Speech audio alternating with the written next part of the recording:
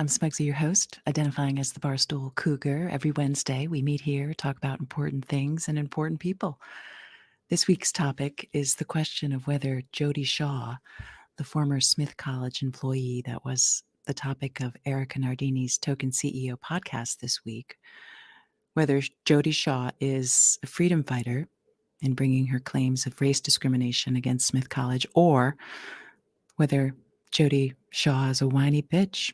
But first, if you're hearing a little buzz, well, maybe it's tinnitus, or maybe it's the new ETF, exchange traded fund, that Dave Portnoy announced is going to be going on sale tomorrow on the New York Stock Exchange. It's pretty exciting. It's like when you're in high school, the cool kids, well, the Buzz ETF is going to be the most popular 75 companies on the internet.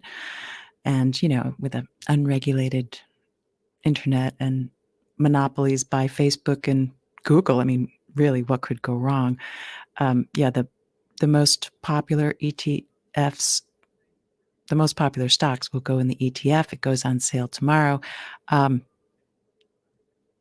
could go wrong? I'm thinking it's a good bet. It's certainly a better investment of your money than supporting the GoFundMe page by Jodi Shaw. And that's what we'll turn to now. Not every case is equal in terms of its merit. And here on the Smugsy Show, we take an opinion. We give an opinion, an informed opinion based on the facts and our observations and experience. And in my opinion, the case of Jodi Shaw against Smith College is a loser. I think she's a poser, a fraud. I think she's a fake, a phony. Don't send your money there. And why do I say that? Is it because I'm against free speech? Absolutely not. Is it because I'm PC? No. This isn't a question of being on the matrix to the left. This is just opportunism. And so let's get right to it. What are the grievances by Jodi Shaw? Well, the first instance of discrimination that she experienced that caused great trauma was she was not allowed to rap a performance at work. She was asked to present to incoming freshmen or an orientation program of some sort, and was hoping, an auditorium filled with 600 students. And so this was in August of 2018, on the heels of an explosive issue at Smith regarding race in July of 2018. So like weeks after Smith College had an incident of a student feeling that she was discriminated against on the basis of race, and posted a Facebook post accusing falsely of two employees at Smith of discriminating against her. Well, just weeks after that, Jodi Shaw wanted to present a rap in black braids. If you go to her YouTube channel, I mean, I asked her to confirm this. There's a song, it's I Think I Love You, or if you, Jodi Shaw, Smith College said, maybe it's not a good time for you, a white employee, to be doing a rap presentation in black Rasta braids on the heels of this incident at Smith College. Now, mind you, Jodi Shaw is no stranger to YouTube. She's got a channel. She's got several YouTube videos. So she could certainly have made a rap video if she wanted to, but her job required her to do something else. I don't think that you're entitled as an employee to pick and choose how you're going to present, and I don't buy her claim that she was discriminated against for not being allowed on the clock to do a performance in Rasta braids, singing rap. Her other grievance in her complaint that she's filed with the Massachusetts Commission on Human Rights is that she was required to attend a training. Now, the backdrop to all of this is that in July of 2018, during COVID, well, in July, a black student was asked by personnel at Smith College to not eat in a dining room, as we heard on Erica's podcast, and the student felt targeted because of her race. Now, Smith College took the student's claims, as they should have, very seriously and did a thorough investigation and concluded that the student's accusations were without merit. Now, that's how the system is supposed to work. Now, Jodi Shaw tries to piggyback on the claims of the two employees who were falsely accused of racism and, somehow make that her grievance. Now, those people, they may have a claim against that student or against Smith College, but that's not what Jodi says. She says she was discriminated against on the basis of race, and it was a hostile work environment because she had to go to a retreat and she was asked to speak about race. Now, her tweet, I think, pretty much characterizes what's going on here. She tweeted about her requirement to go to a retreat and discuss race with her colleagues, given that we're in a racial moment in the United States not seen since the civil rights era, and there's been racist incidents, and white supremacy is the number one threat. And Smith College just had gone through a pretty very difficult and challenging exercise with the student's complaint and the ultimate conclusion that there were false allegations and the harm that was done because of those. So the race was clearly an issue that the college was trying to grapple with and had a retreat. And at the retreat, the facilitators asked people to just talk about their experience on race, apparently. And Jodi Shaw decided she was going to remain silent, and then she tweeted, "The repeated insistence that our ability or willingness to engage in these performative rituals as a continued condition of our employment is a potent brand of harassment, the kind everyone colludes in because we are too afraid not to." Okay, Jodi Shaw, she didn't want to talk about race at a retreat on race for her employer. But she's since and before that has talked about race ad nauseum. I mean, give me a fucking break. She's been talking about race on all her videos. She's raised like $185,000 on her talks about race, going on Tucker Carlson and having her GoFundMe page. So I say baloney. We have to, as you may know, many employees have to go to mandatory training for sexual harassment, for all kinds of things. That's the law, and employers are required to do those trainings. Now, training on race, maybe it's not required, but it certainly is a good idea when the institution itself is being undergoing its own conversations with students, and we're in the midst of this turmoil. And so I just think that's a bunch of baloney that she felt harassed and discriminated against for having to participate in a retreat. I do think she's just opportunist. She's an opportunist. She's wanted to be a performer, as she admits in some of her videos, and now she's taking the cause of race that others legitimately might have a beef with and wrapping herself in the mantle as some sort of freedom fighter. No, no, no.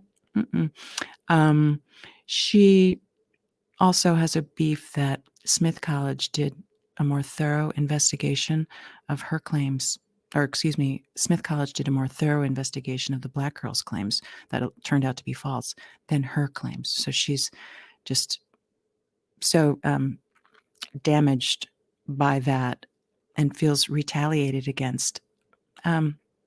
There's legitimate cases and there's not legitimate cases, and this reminds me of the people who today, there's a lot of talk about Dr. Seuss. Well, racism in America is a legitimate problem. We have high alert right now because tomorrow there might be another white supremacist mob attack the Capitol.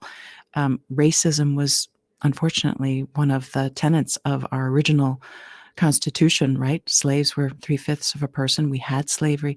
If not everything, of course, is racism, but to suggest that people who are trying to solve the problem of racism, having conversations, exploring the issue, are somehow racist is just, it's manipulative. This isn't the case of Nicholas Sandmann. He's the kid who attended a rally, or he was down in Washington on a field trip, and at the same time there was a rally, and he happened to be wearing a MAGA hat that he bought as a souvenir of the field trip, and got caught up in this journalistic vigilantism, and was clearly and obviously, in my view, damaged and entitled to bring a claim of false stereotyping and perhaps discrimination. And he did defamation against Washington Post, Jeff Bezos. I support his claims. I hope he wins. This is different. This is fake. This is like the people who say that the Dr. Seuss publishers somehow, they feel their grievance includes, like, they're mad that Dr. Seuss, the company that publishes Dr. Seuss, decided to not continue publishing a few of their books that they collectively decided were not helpful and were possibly and reasonably interpreted to be racist. So that's a private company that made that decision, and people feel aggrieved as if it's the government, or if it's liberals, or if it's progressives. So I think Jodi Shaw, she says, her complaint is very interesting. Basically what happened, how I read it, is that after the black girl made the false allegations and it was investigated, and Smith College, took the appropriate action, then Jodi Shaw got a new supervisor who was apparently a brown woman from Baltimore. Now, Jodi Shaw doesn't understand the significance of that. Like, she doesn't know what happened in Baltimore and Freddie Gray, and somehow thinks that she doesn't have to be mindful of racism and the reality of it, and that somehow, because she's white and doesn't want to talk about it, that she's discriminated against. So I come down on the side of whiny bitch. Not a good claim. Don't put your money on Jodi Shaw. Don't send money to the GoFundMe page. You're better off investing in Buzz. And speaking of Buzz, we're going to, tonight after this show at 8 p.m., go on Clubhouse and talk about it. If you have information to share for an opinion about the Jodi Shaw issue, I appreciate very much the issue that was raised by Eric on the podcast. I agree that there is some over-the-top PC and cancel culture that's very dangerous, and the extreme left is often rightly accused of trying to censor speech. But that's not what this is about. Nobody was trying to censor Jodi Shaw. She couldn't rap in black braids, just like she couldn't rap in blackface. It was an appropriate call by her employer to be culturally sensitive in a time when the society and the school were grappling with racial issues. So she doesn't have a right to rap in black braids at work. And I think, I don't know, it's dangerous to suggest that just because she raised an issue that people can relate to, mostly white people can relate to, that it's legitimate. She doesn't believe that there's white privilege. She doesn't want to talk about it. And yet she's marketing herself as like this expert on free speech, talking about race. Jodi Shaw has no right to work at Smith College. They can choose whomever they like, and she obviously didn't meet the qualifications of the job, in my view. If you can't accept that there's a need to be culturally sensitive and just respect the policies of your employer, you don't deserve a job. She thinks she was discriminated against because when she raised the suggestion of how to deal with people smoking pot on campus, she said, well, we should just call the police every time we smell smoke and instruct the students to just call the police. And apparently someone said to her, well, having a large police presence on campus isn't great because some students of color might not like that. And that, in Jodi Shaw's mind, was discrimination because they didn't take up her suggestion to change the policy about how to deal with rising marijuana intake. It was her, it was a bad suggestion. She wasn't discriminated against. It was just a dumb idea, just like her other ideas about how to deal with problems on campus were pretty dumb. Like, in response to the students requests to have affinity houses that segregated students based on likes and interests. I mean, I went to the University of Vermont and I was in the non-nuke suite. I didn't think that that was being discriminatory, and there were other groups of students who voluntarily chose to align themselves with like-minded individuals for the college experience. Smith decided to offer affinity houses, and then there was a shortage of apparently housing for some incoming white freshmen. And so Jodi Shaw suggested, well, why not just stick the incoming freshmen in the affinity houses? And when Smith College said, well, no, thank you, that's not a good idea, we're not going to do that, Jodi Shaw thinks that's discrimination. Now, again, if these white students, these white freshmen who had to be housed off campus have a gripe, let them bring it. But it's not discrimination against Jodi Shaw. So take it from Smugsy. That case is going nowhere. It's a loser. If you have money to burn, you might as well just throw it in the stock market. And until next time, that's all. I hope you enjoy this live show. I'd love to hear your comments. I'd love for you to subscribe to the show. Follow me on Twitter at SmugsyGirl and join me tonight in Clubhouse at Smugsy at 8 p.m. All are welcome. Look forward to a great conversation. And until next time, this is Smugsy signing off. Take care.